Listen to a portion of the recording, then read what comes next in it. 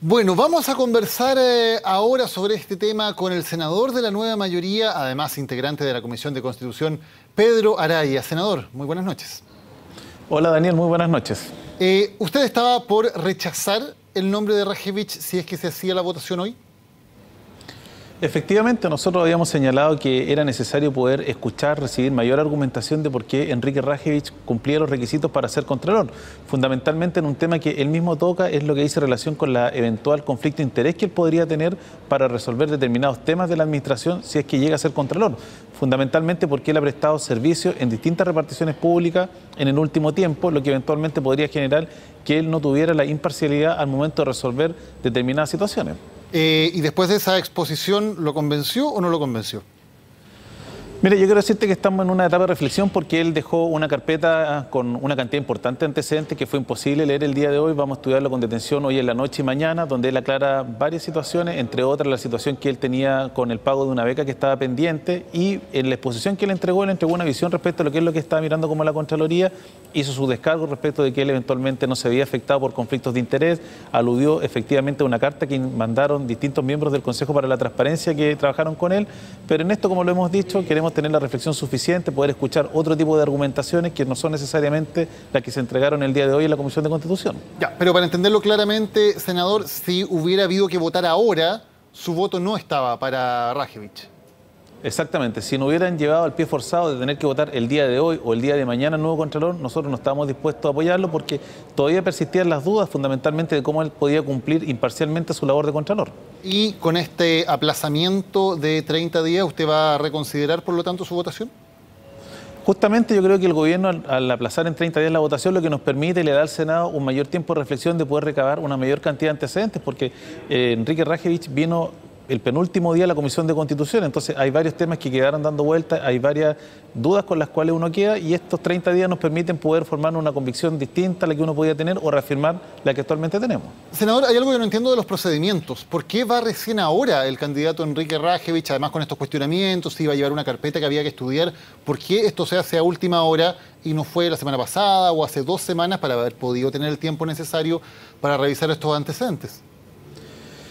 Es que bueno, justamente lo que ha ocurrido es que el Senado y especialmente la Comisión de Constitución del Senado tiene una agenda que está bastante recargada con temas que el gobierno a los cuales le había puesto discusión inmediata, suma urgencia y que se necesitaban sacar. Entre otros, por ejemplo, la semana pasada se sacó el nombramiento del ministro Jorge Adame en la Corte Suprema. Entonces se cruzó también o coincidió en que la presidenta ingresó nombramientos paralelos que tenía que ver la Comisión de Constitución y que por sí son nombramientos que son complejos. Y eso fue atrasando o aplazando que Enrique Rajevich concurriera a la comisión el día de hoy recién.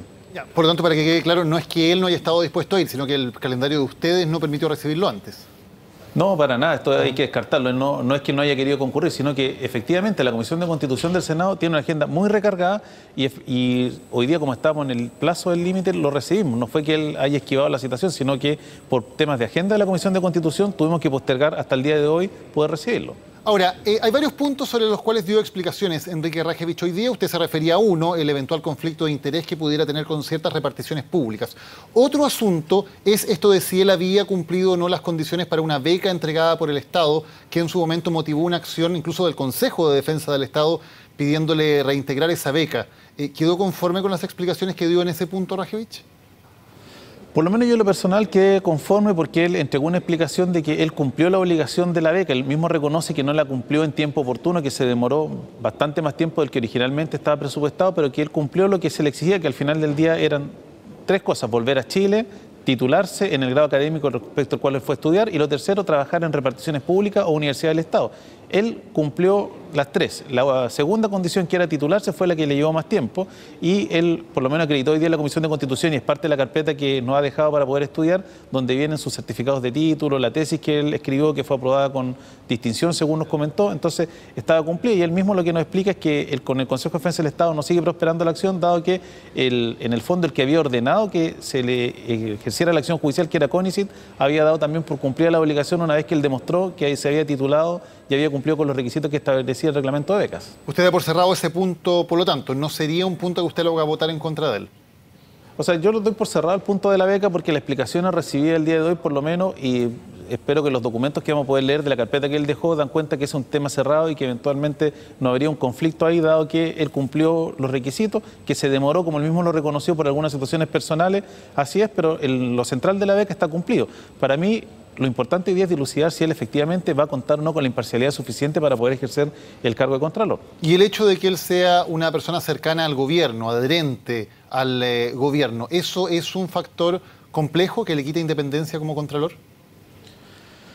Es que puede ser considerado un factor que le quite independencia para ejercer el cargo de Contralor, y por eso lo que hemos dicho, lo que planteamos durante la discusión de la Comisión de Constitución era que él mismo nos respondiera si él se sentía con la imparcialidad suficiente para ejercer el cargo, fundamentalmente teniendo presente que él ha trabajado parte importante de su vida laboral en la administración del Estado, en distintos órganos, donde incluso ha ocupado algunos cargos que son de confianza.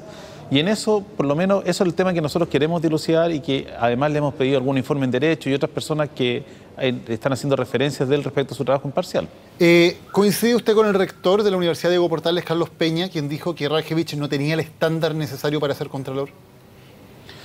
Que uno de los temas que ha planteado los distintos integrantes de la Comisión de Constitución respecto de no solamente el nombramiento del Contralor, sino también de las autoridades superiores respecto a las cuales el Senado le toca concurrir con su aprobación o rechazo, es que hoy día obviamente la sociedad chilena está exigiendo un estándar que es mucho mayor. No es el mismo estándar que se le exigió, por ejemplo, al Contralor Ramiro Mendoza cuando fue nombrado. O sea, la crisis de credibilidad que vive hoy día el sistema público demanda que aquellas personas que van a ocupar determinados cargos de alto impacto o de mucha importancia, como el cargo de Contralor, no pueden tener cuestionamientos. Pero en esto yo no sería tan categórico como lo ha señalado el rector Peña, sino que aquí lo que tenemos que dilucidar es que si esta persona, que además tiene los méritos académicos, que lo hemos visto, lo hemos conocido el día de hoy, puede cumplir eficazmente la labor de Contralor.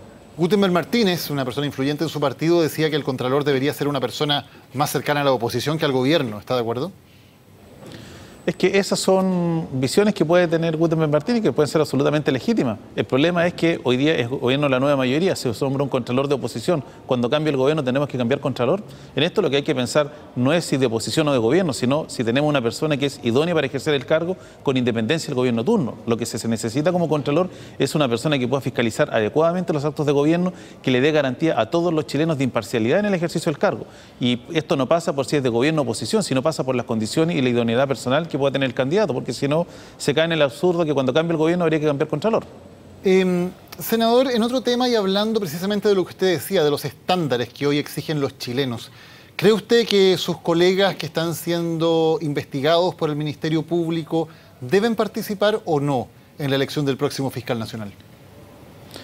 A ver, lo primero es decir que en esto no hay una inhabilidad per se de aquellos colegas que están siendo investigados, y más aún cuando las investigaciones que hay tienen distintos niveles de avance, algunos que aparecen mencionados, otros que están con alguna investigación eventualmente formalizada.